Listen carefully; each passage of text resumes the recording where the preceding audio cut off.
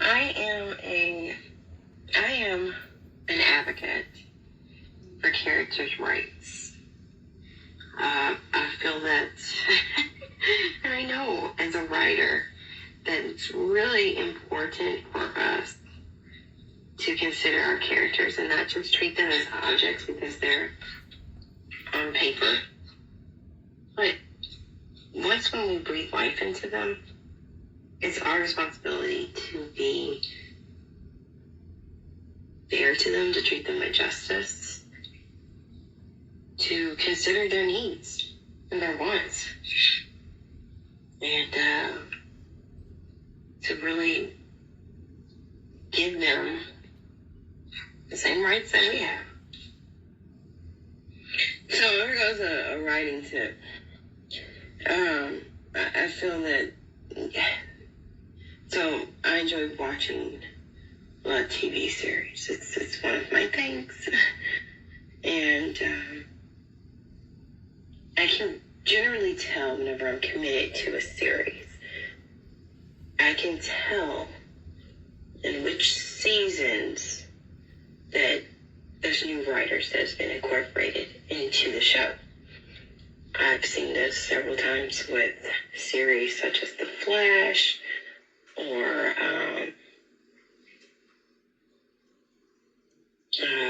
L Word or the series Forever. I can just kind of feel that the beat and the rhythm of the show is different. The flow is different. The cinematography is different.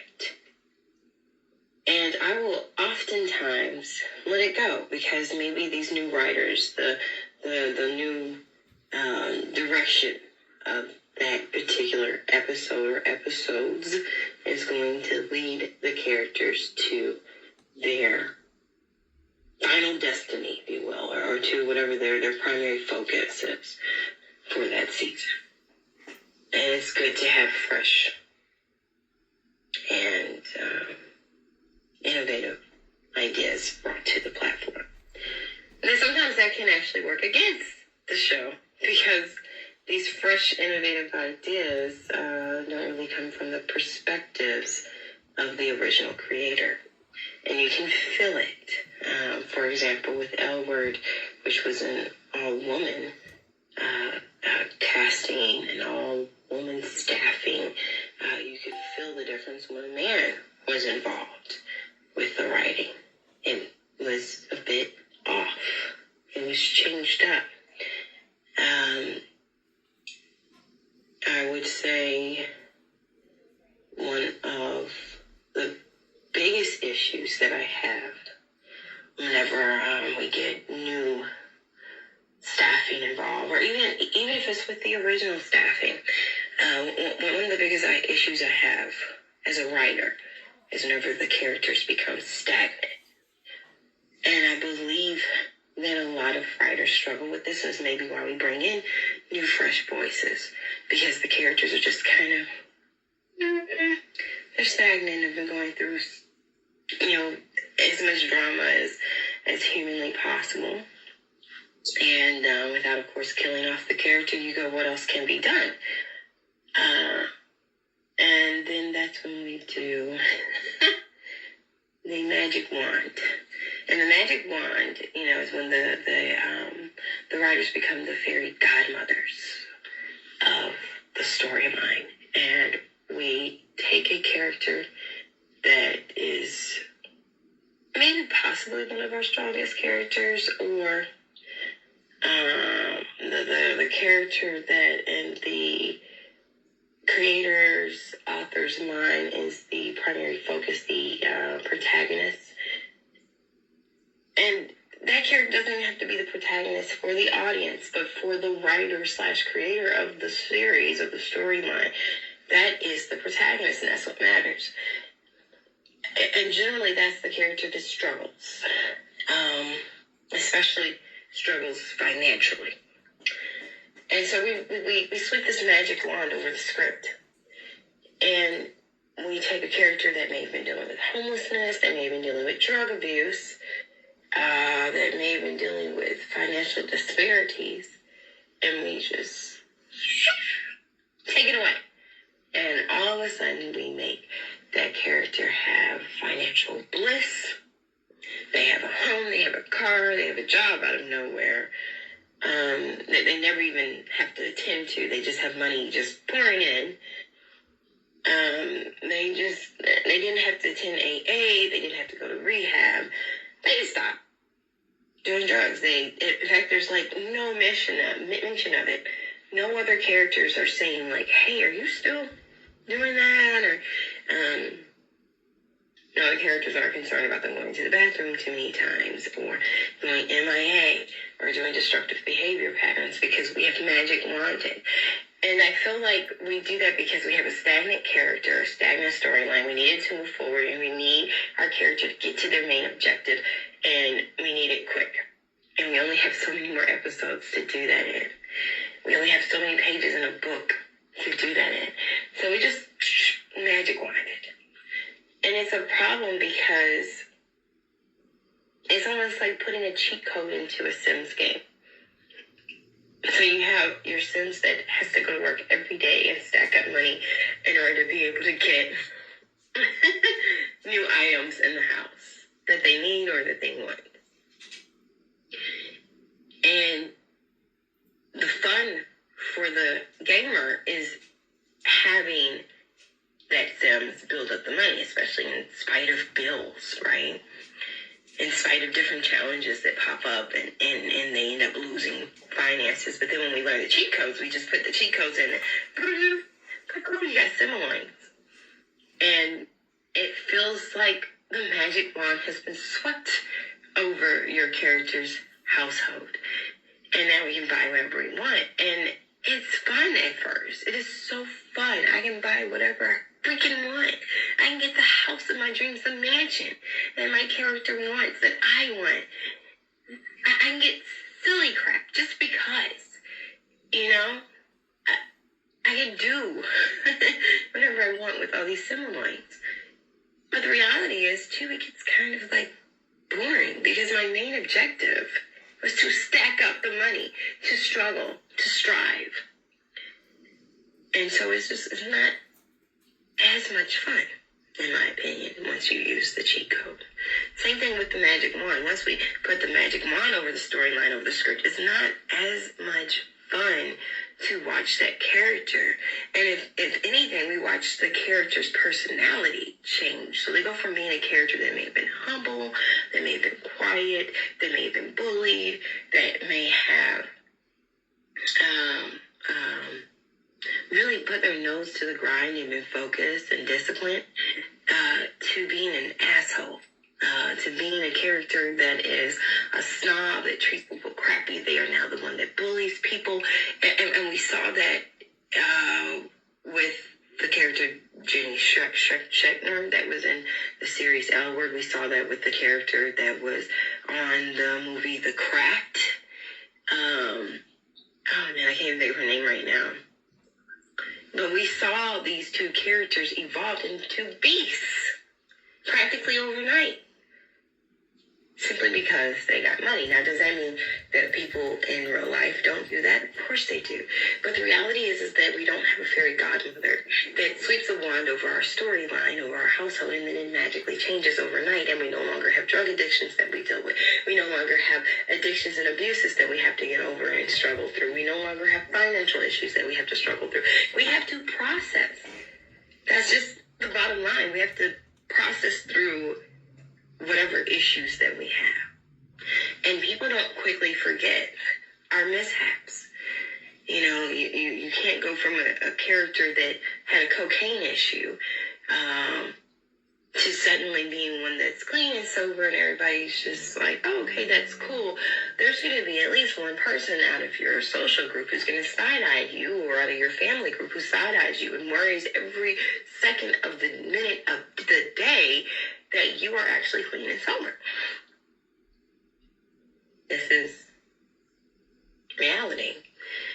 So that would be, and we saw this in the movie, in the series forever. Forever, which I love that series.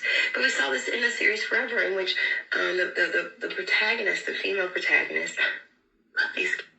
And I think that made following characters.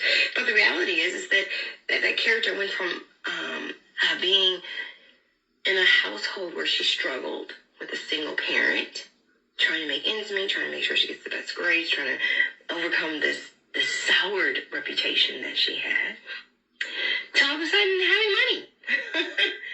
And everything that she wanted was just kind of like happening. You know, she wanted to go out of the country for vacation. Boom, it happened. And it wasn't like that at first. At first it was like, okay, well, how is she going to go to Nantucket or Martha's Vineyard to go see him? And she had to kind of like piggyback off of her friend to get there. Because you knew that she didn't have the same finances that he did in this series.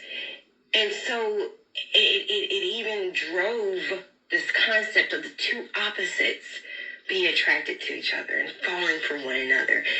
And how were they going to make it work? Because not only did they have different socioeconomic backgrounds, but they also had different standards of life. Their modality was different. Their personalities were different because it was molded in their socioeconomic development, their socioeconomic stance, their socioeconomic living, their lifestyle. The way that his parents trained him up was different than how her mother trained her up. And then, boom, pop, her dad comes into the picture after we haven't seen him for most of, and they only have one season so far. So most of the season, we haven't seen him, not really heard any word of him. And then, like, boom, he pops up like 7th or 8th episode out of 10 episodes. And, you know, he has an integral part, although we know that he's a deadbeat dad. So how does he now have an integral part in the direction of her life, and now, you know, he's helping somewhat financially, and he was an ex-baseball player. And I get it because, you know, like, I'm not saying there wasn't any mention of it. It was just, I felt as an audience member and as a writer, we have now used the magic wand concept to just gloss over the script and push it forward. You know, we have two characters that are constantly at odds and butting heads. Because of their opposites, you know. So as much as they're magnetized to each other, due to the opposite nature of one another, they also butt heads. And when it gets towards the end of their high school career, they said, you know what? I just want to enjoy this time. I want to have fun. I want to be at peace. Let's not argue anymore. Let's just have fun.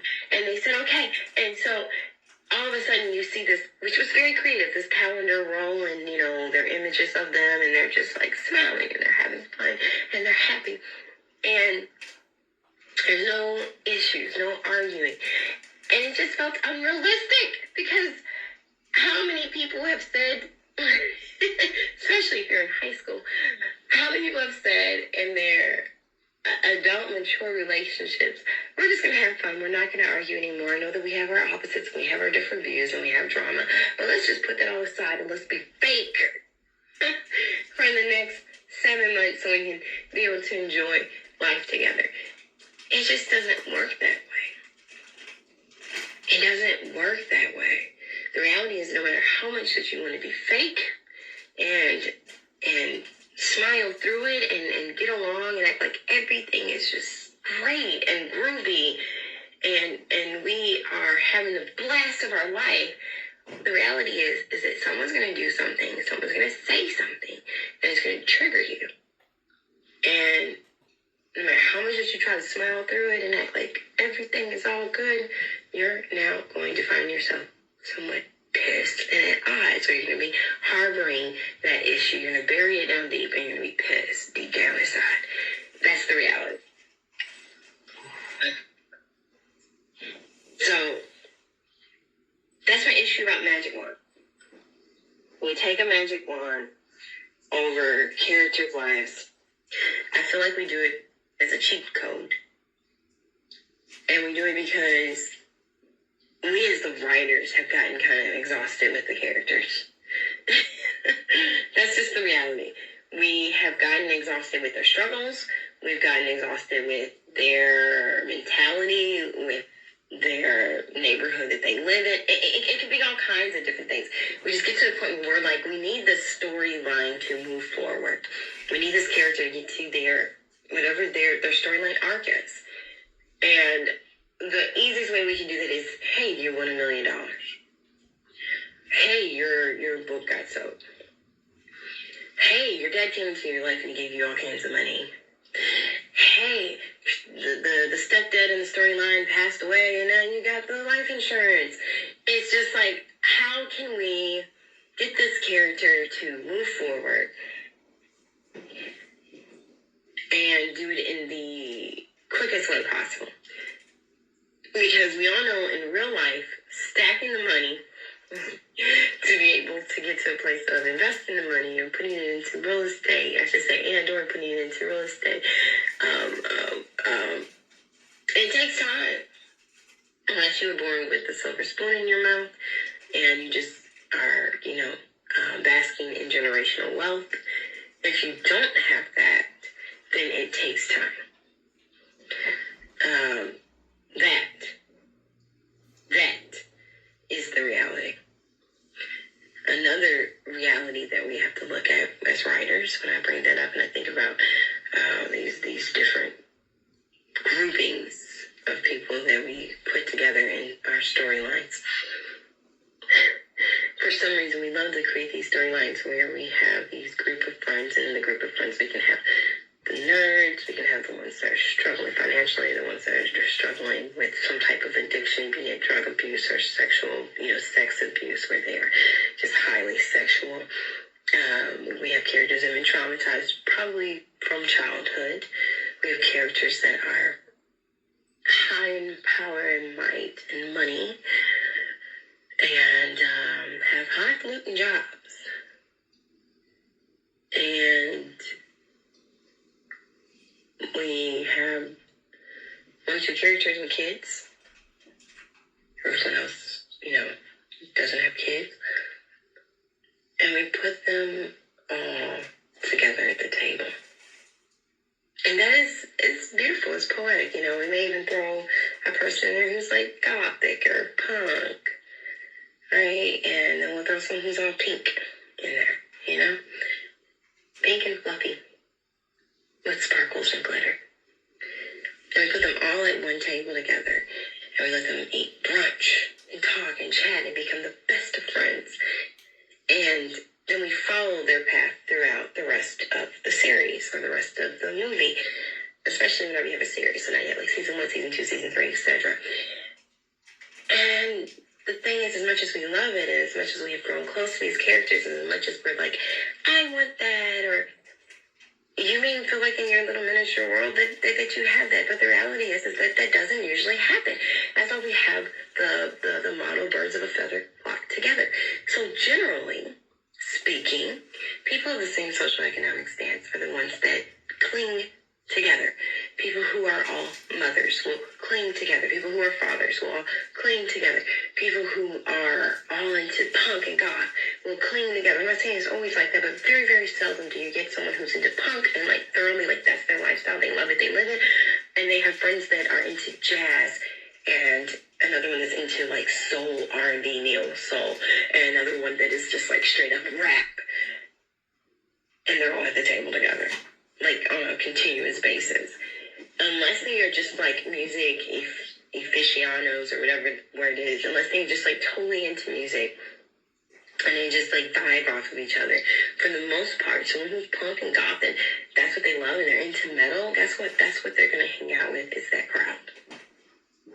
So we create this fictional tale that people from all these different backgrounds can literally let go of their ego and the reality that they have absorbed themselves into, that they will let that all go in order to sit at the table and eat and become friends and party with people who are totally different than them.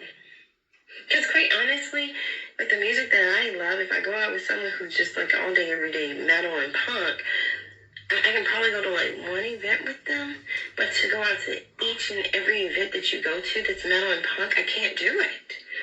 I can't, and I appreciate some music from that particular genre. But just to listen to it nonstop, no, I can't. It's just not who I am, you know? Just like I can't go to something that's like constant rap and stuff. I cannot. That's not who I am. You know, like I grew up with neo soul. I grew up with classical. I grew up with jazz. I grew up with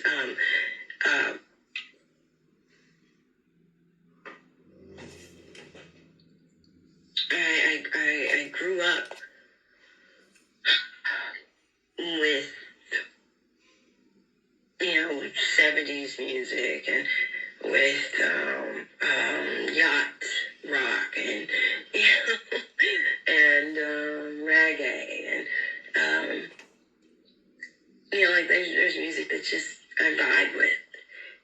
That, you know, not saying that I don't listen to rap, doesn't say I don't listen to rock, doesn't say I don't listen to metal. It's just like if we hang out together and every time you're like, let's go here, let's go here, let's go here, and it involves that kind of music in the background, eventually I'm going to decline. So I think that we create unrealistic storylines where we have people that come from these varied backgrounds and they're kicking it every time, especially at the protagonist's request. And the protagonist may be totally opposite of them. It's very much self-absorbed. And it doesn't really consider the needs and the wants of the other characters.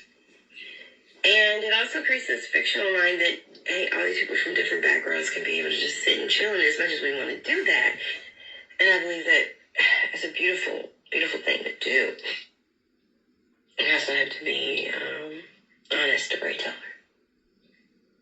And that's where I'm at with it, is being honest in our storytelling. Does it take longer for your character to build the wealth that they need in order to get to the place that they're wanting to be? Yes. Is it also part of life? Yes.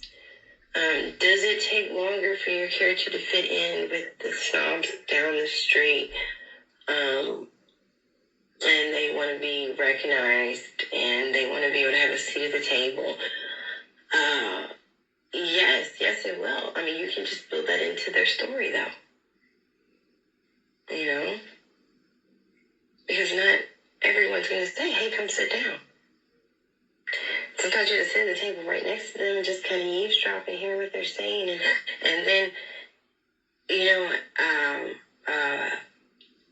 through the magic of reinvention, reinvent yourself into this fake version of who you were to be able to become who you want to be. And I believe, if anything, social media has showed us that and taught us that. That we can eavesdrop onto other people's lives and listen to how they speak, look at what they wear, change up our makeup, change up our hair, change up how we do what we do so we can fit in with the masses and, you know what, get some annoyance, right? And you know what, grow our popularity so we can go from 1,000 followers to 10,000 to this astronomical number, right? And we can do it organically or we can buy it. We can do it by becoming someone that we really aren't. We can reinvent ourselves.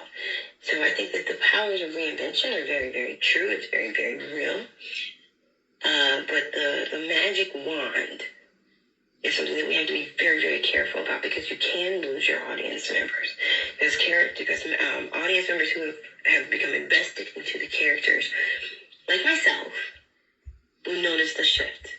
And they're going to say, okay, I can definitely tell we have new writers on here. And of course, you can look at the beginning of the series and see who wrote it. And you can look at the end of the series, of course, and see the writers and be like, okay, yeah, there's different writers. You can look at the beginning and the end of the series and see there's different directors. And of course, you can tell from camera angles and so forth.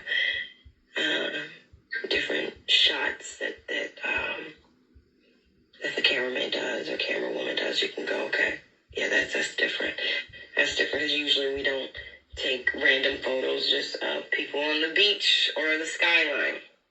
And how we're taking photos of we're taking images of the beach and the shoreline and the skyline and all this other stuff that actually just wastes camera roll and wastes my time. And I just want to get to the characters and see what in the heck are they doing on this episode. We see it over and over and time again with soap operas. Oh my God.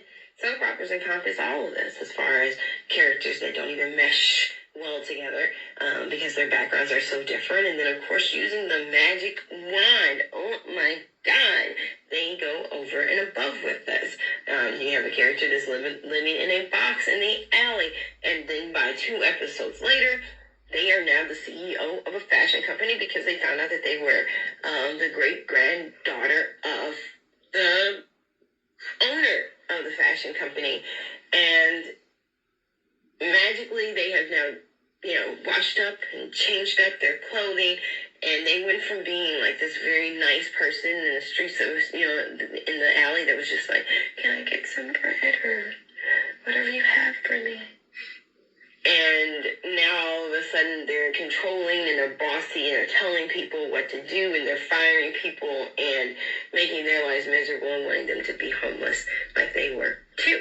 And you go, how does this happen? Now, granted, there is a character in the Bible in which David goes to Lodabar to go get the grandson of, what is his name? Meshilabeth. He was the grandson of Saul.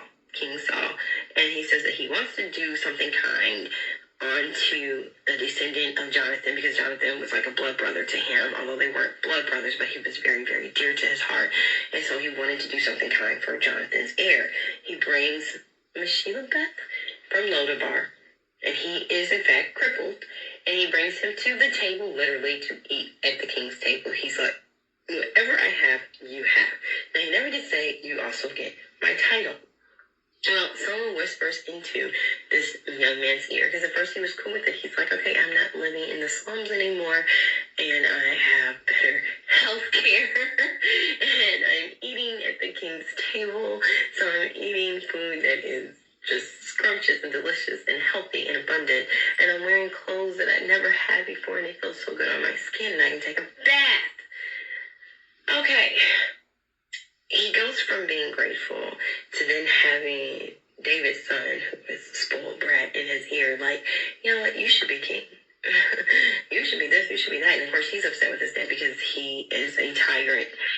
And he wants what he wants, and he needs more people on his side. And because Meshilabeth hasn't really been around a lot of other people and stuff, and he's now allowed this deranged character to get into his head, he then decides that he's going to flip the tables and try to take over.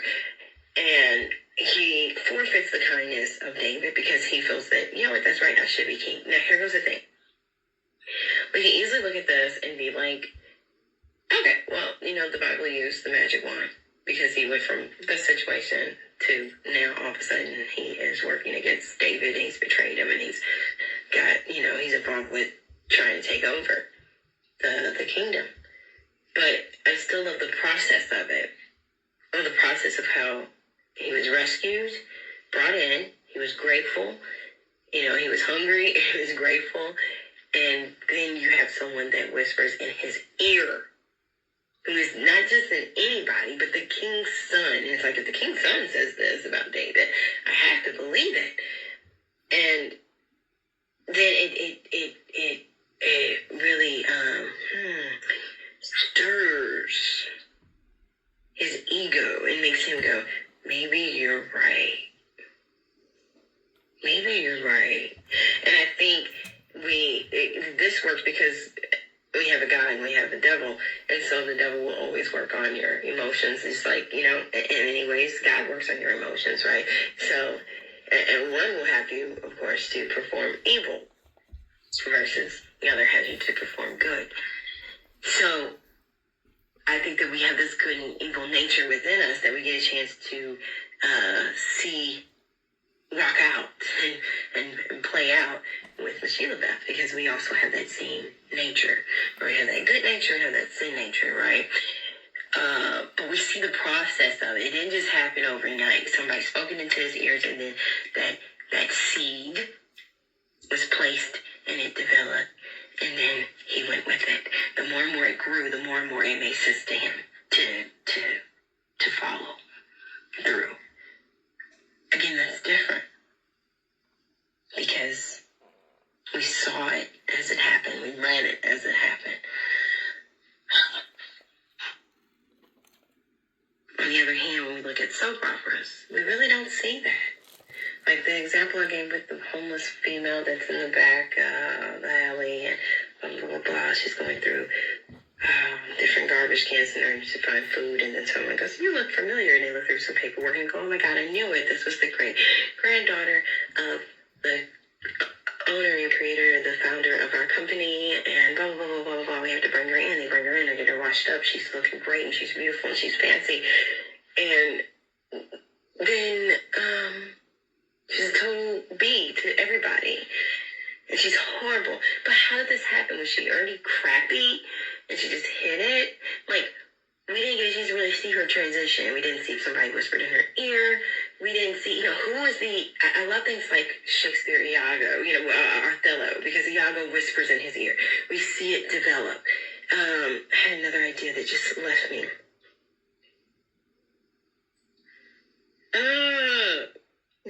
As far as being able to see the character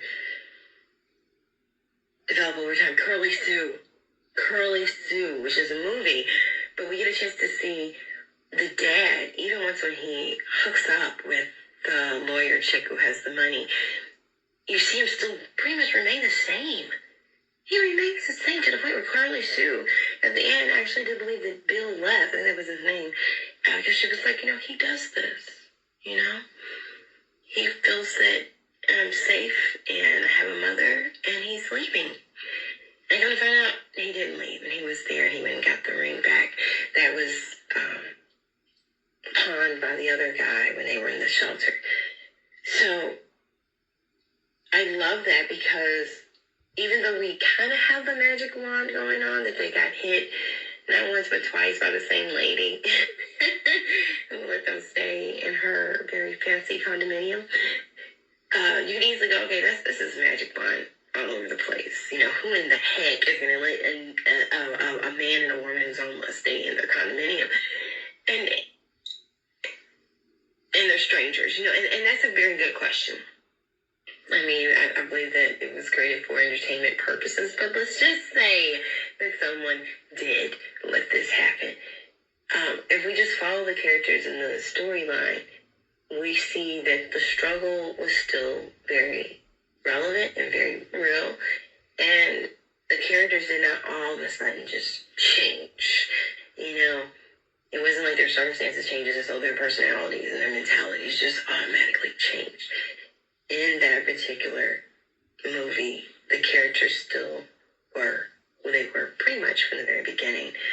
And any development that they did, it was a slow evolution. And it made it more realistic, which is why I still cherish that particular movie. And then there was another one that I had spoke of. And I lost it. Let me go back and listen. Othello. You look at William Shakespeare. William Shakespeare takes time with his characters. Oh my God. He doesn't care if you as the audience like it or not. He takes time to develop his characters. Merchant of Venice, Romeo and Juliet, Othello. Another one who took time to develop his characters would be Alexandre Dumas. When you look at Three Musketeers, you look at the Count of Monte Cristo, which is one of my favorites. They took time Count of Monte Cristo, you have a character who was betrayed and done wrong and deceived and thrown into prison, who's supposed to be there for life, and he meets up with this old man who's in the prison right next to him, and they got this wall that's blocking them, this cement wall, and yet they barrel this hole, and they meet up together, and this man teaches him because he's actually quite ignorant. He's just a sailor who doesn't know very much, and he's young, and so he teaches him everything that he knows, and he can try this plan. And long story short, he falls through with the plan and escapes and comes into all this money that he finds at the, from following the old man's instructions that he finds at the end of at the bottom of the ocean or at the bottom of the sea. And he gets this villa and he titles himself the Count of Monte Cristo. And he spends time plotting his revenge against everyone who has betrayed him. And it is a slow, dripping storyline. The characters do not move fast. And it makes you become more absorbed into how Dante's character evolves. I would say the same with Romeo and Juliet. I would say the same most definitely with Othello, who has Iago in his ear. He goes from being this man of wonder and curiosity and joy. And oh my God, you look at the very beginning of the play, and it's like he was just filled with so much enthusiasm and motivation and security and confidence in himself, as well as in his love. And I can't think of her name, Desdemona. And then as the play trickles, you see Iago in his ear. We hear Iago's soliloquies and the plot of vengeance that he has, simply out of jealousy. You see the slow decline, and I would say like the degradation of the character of Othello, to the point where the end, Othello is unrecognizable. And we see it happen slowly. We don't see it just happen like, magic wand, bam. We see it happen slowly. And yet still fit in a reasonable time span. We're not talking about like 6 hours of a play, but when you think about a series and how long a series is in season 1, season 2, season 3, we have more than 6 hours to really work with as far as showing the slow decline and trickle of a character or the slow uprisal of a character, where things don't have to be done with the magic wand. I feel like the magic wand is a cheat code, and the cheat code does not make it a fun situation for your audience. It makes it fun for the writer, because now, I can get done what I need to get done with this character and kind of move on from this particular storyline into a different storyline and move on and bring up another character, blah, blah, blah, blah. I get to do what I need to do as a writer because I feel stalled. But if we can kind of look back, like I said, it is Shakespeare or Alexander Dumas, and how, even with the Three Musketeers and how he did such a great treatment with all three characters as far as bringing out, their personas and their struggles, and really created layered, textured characters who have to defend this monarch, and to guard it with their life, and the camaraderie of brotherhood. It was done slowly, but it still had a good pace. Another movie that I love is The Man in the Iron Mask. It's actually a favorite of my husband and I, and Leonardo DiCaprio, in my opinion, killed that role. He just did such a fabulous job. Some people may agree, some people may not, but I think when it comes to playing two characters, he did very great. He did very well. The same could be said for Michael B. Jordan with the movie Sinners, playing two characters as one person. Patty Duke and she had to play, the cousins for the Patty Duke show. I promise you, I thought it was two of them. I thought it was two of them. When it comes to the movie with the two girls, and they didn't want the dad hooking up with the one girl, they wanted the parents to hook back up together. Oh man, I can't think of the name of that. I like the original. Family Trap? Something like that. I love that movie. But I say these things because we still see the slow evolution of the characters take place.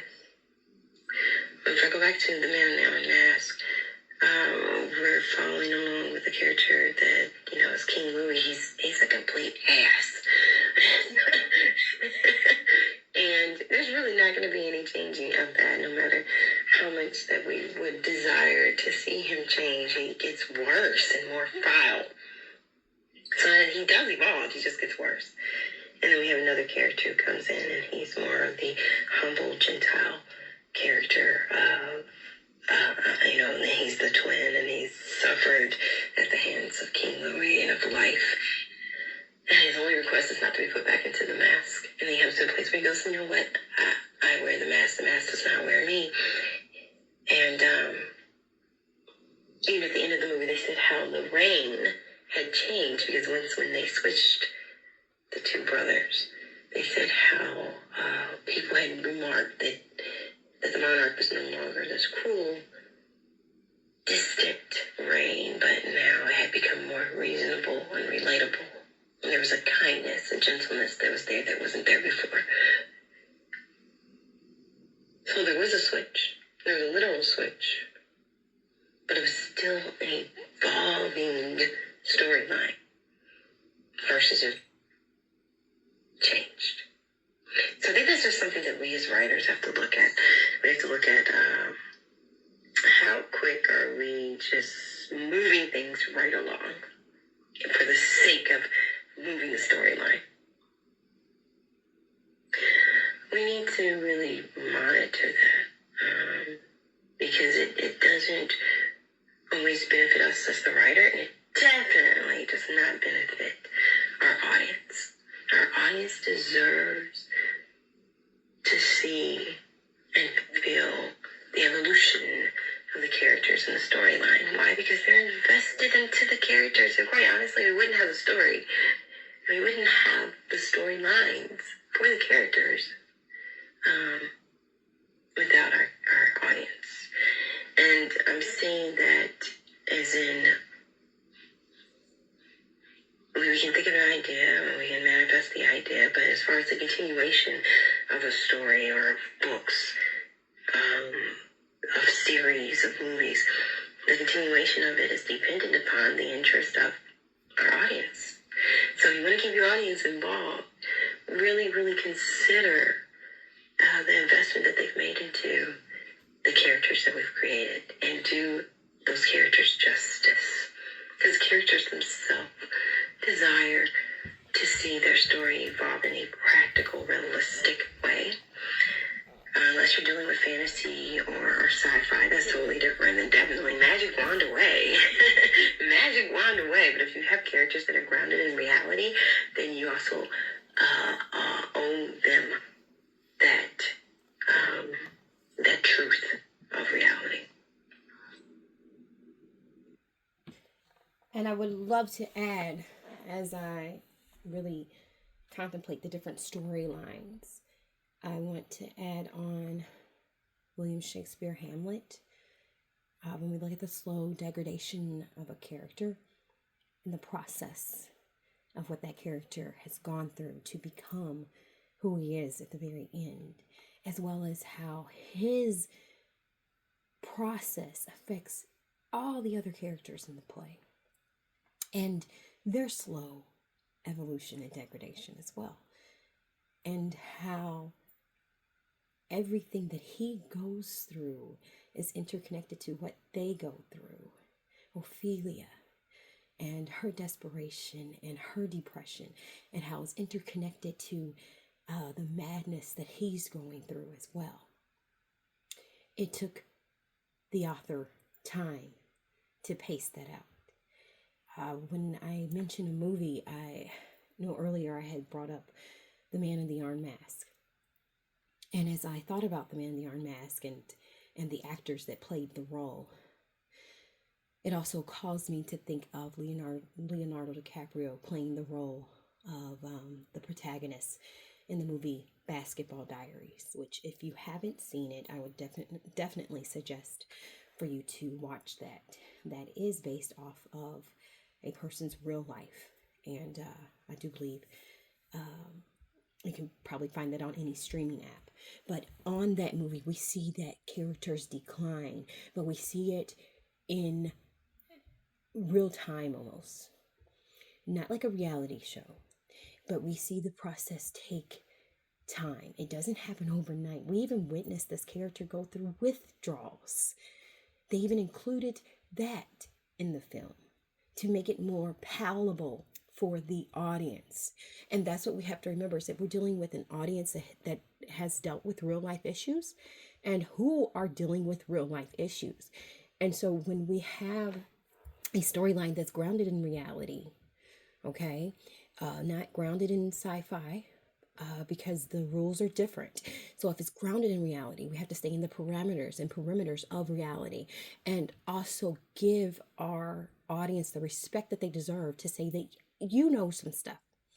You've been through some stuff. You know some people who've been through some stuff. You're going through stuff right now. You know people who are going through stuff right now. So if we just have this person go from having severe addiction issues to being clean and sober almost overnight, that's not realistic at all.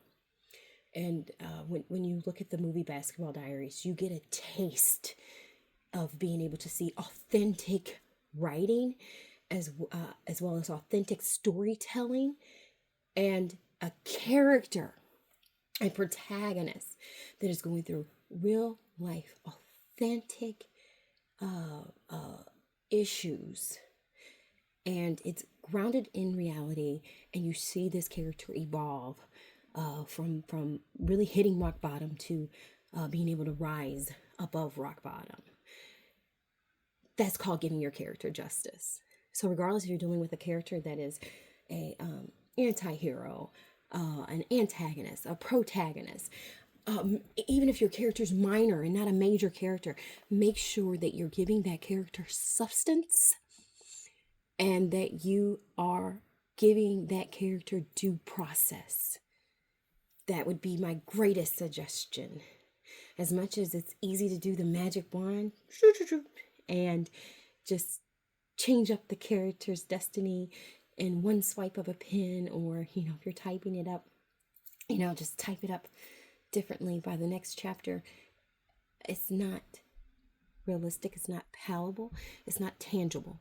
Make your characters tangible to the person that's reading it or watching it on the big screen, so that they can be able to see themselves or see someone that they know and be able to place that character in their reality.